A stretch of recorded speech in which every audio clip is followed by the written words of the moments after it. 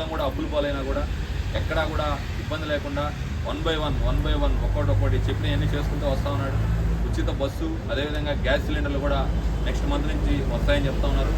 Next month 1వ తేదీ నుంచి కొత్త రేషన్ కార్డులు, కొత్త పెన్షన్లు, అదేవిధంగా హెల్త్ కార్డులు ఉన్నాయి. ఎవరికైనా లేకపోతే కొత్తగా మ్యారేజ్ అయిన వాళ్ళకి రేషన్ కార్డులు, అదేవిధంగా 60 సంవత్సరాలు దాటిన వారికి, ఈ మధ్య దాటుంటారు కదా వాళ్ళ పెద్దవాళ్ళకి, తర్వాత భర్త చనిపోయిన వారికి, అదేవిధంగా వాళ్ళందరికీ కూడా వచ్చే నెల 1వ తేదీ నుంచి కొత్త పెన్షన్లు కూడా ఈ ప్రభుత్వం మంజూరు చేసేదానికి శ్రీకారం చుట్టింది.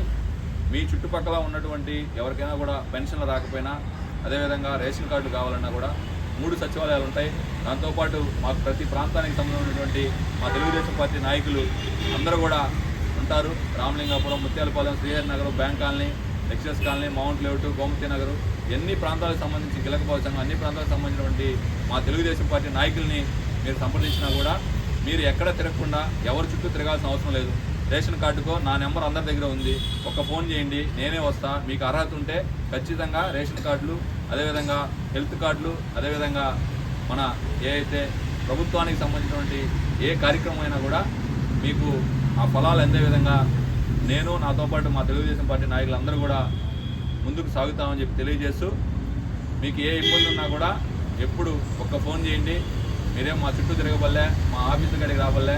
నేను అప్పుడు చెప్పా, 3 సంవత్సరాలు అవ్వబోతోంది. రేపు నవంబర్ 21కి నేను కార్పొరేటర్గా నా శ్రీమతిని మీరు కార్పొరేటర్ చేసి 1.5 సంవత్సరం, 3 సంవత్సరాలు రేపు నవంబర్ 24కి పూర్తవబోతా ఉంది. ఆ రోజు నేను ప్రతి ఇంటికి ఎలక్షన్ ముందు ఒక 50 సార్లు తిరుగుంటా, ఎలక్షన్ తర్వాత ఒక 100 సార్లు తిరుగుంటా. ప్రతి ఇంట్లో నాకు ఎవరు అని తెలుసు. ఈ 19వ డివిజన్లో ఎవరు ఏంది, ఎవరింట్లో ఎంతమంది ఉన్నారు, కుటుంబ సభ్యులతో సహా గుర్తించగల ఆ సామర్థ్యం నాకుంది. ఎందుకంటే 1కి 100 సార్లు ప్రతి ఇంటికి తిరుగున్నాం కాబట్టి మీకు ఏ సమస్య ఉన్నా కూడా నన్ను ఏ విధంగా అయితే మీ ఇంటి సొంత బిడ్డలాగా హక్కును చేర్చుకుంటారో, ఈ ప్రభుత్వం వచ్చింది. నేను కూడా కొంత బిజీగా ఉండి వార్డులో కొంత తిరగడం తగ్గించా. ఎందుకంటే కొత్త ప్రభుత్వం గతంలో 1.5 సంవత్సరం నా మీద, అంటే నేను వైఎస్ఆర్ కాంగ్రెస్ పార్టీలో గెలిచినా కూడా కోటంరెడ్డి శ్రీధర్ రెడ్డి గారు ఈ ప్రభుత్వం బాగలేదని చెప్పి ఆయన ఈ ప్రభుత్వాన్ని వ్యతిరేకించి తెలుగుదేశం పార్టీలో చేరడం జరిగింది. నేను కూడా ఆయనతో పాటే అని చెప్పి ఈరోజు నేను నిలబడి ఉన్నానంటే ఇద్దరు కారణం. ఒకటి, నాకు జన్మనిచ్చిన తల్లిదండ్రులు. 2, నన్ను రాజకీయంగా హక్కును చేర్చుకున్న కోటంరెడ్డి శ్రీధర్ రెడ్డి. 3వ వారు 19వ డివిజన్ ప్రజలు. ఎందుకంటే ఆయన టికెట్ ఇచ్చాడు, మీరు సొంత బిడ్డల్లాగా మమ్మల్ని హక్కును చేర్చుకొని కార్పొరేటర్గా గెలిపించారు. మీ ముగ్గురిని జీవితంలో ఎప్పటికీ కూడా నేను మర్చిపోను. అందుకని ఆయన కష్టకాలంలో ఉన్నాడు, మనల్ని నమ్మి మనకి టికెట్ ఇచ్చిన వ్యక్తి కష్టకాలంలో ఉన్నాడని చెప్పి ఆయనతో నేను ఉండడం. ఆ 1.5 సంవత్సరం నన్ను ఎంత ఇబ్బంది పెట్టారో మీ అందరికీ తెలుసు, మీరు చూశారు, మీ ఇళ్ళకి వచ్చి చెప్పాను. అదే కసితో మీరందరూ కూడా మొన్న జరిగినటువంటి ఎన్నికల్లో 19వ డివిజన్లో 800 మెజార్టీ తెలుగుదేశం పార్టీకి ఇచ్చినందుకు కూడా మీ అందరికీ కూడా ప్రత్యేకంగా ధన్యవాదాలు తెలియజేస్తూ, ఇక నా కార్యక్రమాలన్నీ పూర్తి. ఇక నా కార్యక్రమం ఒకటే, ప్రతి నెలలో 10 సార్లు ప్రతి ఇంటికి వస్తా. నెలలో వారానికి 2 సార్లు ప్రతి ఇంటికి, లేదంటే మ్యాక్సిమం ప్రతి వీధికైనా కూడా ప్రతి తిరగత. ఏ సమస్య ఉన్నా, కరెంటు సమస్యలున్నా, డ్రైనేజీ సమస్యలున్నా, ఇంట్లో ఏ సమస్య ఉన్నా, రోడ్ల సమస్యలున్నా, చెత్త సమస్య ఉన్నా నేరుగా నేనే వస్తా. ఆల్రెడీ నా నెంబర్ ఉంది, ప్రతి ఒక్కరు నాకు ఫోన్ చేస్తారు, నేను వెంటనే ఆ సమస్యను పరిష్కరిస్తా. ఒకవేళ నేను కూడా కంటిన్యూగా 19వ వార్డులో కంటిన్యూగా తిరగతానని చెప్పి తెలియజేస్తూ, మళ్ళీ చెప్తా ఉన్నా, ఏ అవసరం ఉన్నా కూడా ఒక్క ఫోన్ చేయండి, నేనే వస్తా. నేను వచ్చి ఆ సమస్యను పరిష్కరించే దిశగా ముందుకు సాగుతా. గత ప్రభుత్వం కాదు, ఈ ప్రభుత్వంలో కొంత ఫ్రీడమ్ ఉంటుంది. చాలామంది లబ్ధిదారులకి నిజంగా పెన్షన్ అర్హుడు వాళ్ళకి ఏమి లేకపోయినా కూడా కొంతమంది పెన్షన్లు ఇప్పలేని పరిస్థితి పోయినసారి. ఎందుకంటే ఎవరో ఇంట్లో పని చేస్తూ ఉంటారు పాపం, వాళ్ళు ఆ పని చేసే ఓనర్ కరెంటు బిల్లు ఈమె పేరు మీద పెట్టుంటారు.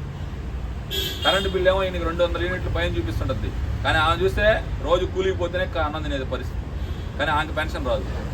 ప్రాబ్లం ఏంటంటే ఆయన ఎవరో కరెంటు బిల్లు ఇబ్బంది పడి ఉంటుంది. దాన్ని రెక్టిఫై చేయండి అని చెప్పి సచివాలయాల చుట్టూ తిరిగినా సచివాలయాల చేతుల్లో కూడా ఏం లేదు. వాళ్ళు ఎంతవరకు అంటే, మనం ఒక పని వాళ్ళ సర్వీస్ అంతే, పోస్ట్ మ్యాన్ డ్యూటీ వాళ్ళది. మన కాగితం ఇస్తే ఆడ ఆప్షన్ ఉంటే ఆప్షన్ పెడతారు, పైన అప్రూవల్ చేయాలి. కానీ అంటే ఒక నియంత పాలనకి చమరగీతం పాడి ఈరోజు ప్రజాప్రభుత్వం వచ్చింది కాబట్టి ఖచ్చితంగా తెలుగుదేశం పార్టీ ప్రభుత్వంలో అందరికీ మంచి జరుగుతుంది. లబ్ధిదారులు గతంలో 2014 నుంచి 2019 వరకు ఏ విధంగా అయితే ఉండిందో అదే విధంగా జరుగుతుంది. తర్వాత నా చేతులతో 450 ఇంటి స్థలాలు కూడా ఇచ్చున్నాం ఈ వార్డులో. అక్కడ వావులేటిపాడు స్థలం, అది వాన వస్తే మునిగిపోతుంది. దాన్ని కూడా ఎమ్మెల్యే గారి దృష్టికి తీసుకెళ్ళాం. దానికి 9 కోట్లు ఖర్చు పెట్టి మట్టి తోలాలి. ఆ మట్టి తోలే కార్యక్రమం కూడా శ్రీకారం చుట్టి మీ అందరికి కూడా ఎవరైతే లబ్ధిదారులు ఉన్నారో గత ప్రభుత్వంలో ఇళ్ల పట్టాలు ఇచ్చాం వాళ్ళందరికీ కూడా అక్కడ ఇళ్ల స్థలాలు అంటే మనం ఉండేటట్టు చేయించే బాధ్యత కూడా నేను తీసుకుంటా. ఖచ్చితంగా మీకు ఏ అవసరం ఉన్నా కూడా మళ్ళీ చెప్తా ఉన్నా, ఒక ఫోన్ చేయండి, మీకు అందుబాటులో ఉంటా. తర్వాత 3 సచివాలయాల్లో సిబ్బంది కూడా ఉంటారు.